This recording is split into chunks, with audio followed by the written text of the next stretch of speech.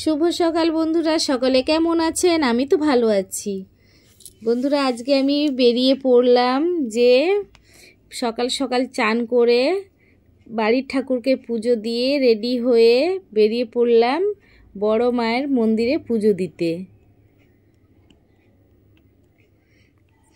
আমাকে কেমন লাগছে একটু কমেন্ট করে জানিও। আমাদের বাড়ির গেট বন্ধ করে রাস্তায় বেরিয়ে পড়লাম। সঙ্গে আমি যাব, আমার ছেলে যাবে, আর আমার পাশের বাড়ি একটা দিদি তার ছেলে মেয়ে, আমরা সকল মিলে চলে যাব।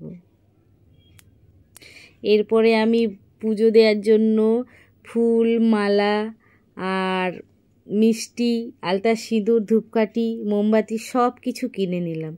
কিনে নিয়ে রাস্তার মধ্যে একটুখানি হাঁটতে শুরু করলাম। এরপরে স্টেশনে এসে আমরা টিকিট কেটে বেলঘড়িয়া স্টেশনে চলে এলাম। টিকিট কেটে দাঁড়িয়ে আছি ট্রেন আসার অপেক্ষায়। আমাদের ট্রেন চলে এসছে।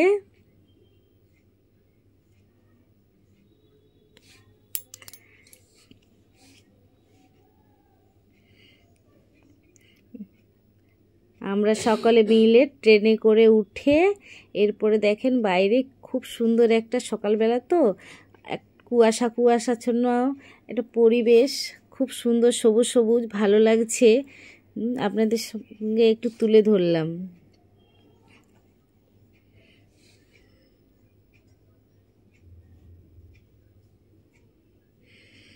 ট্রেনের মধ্যে খুব ভিড়।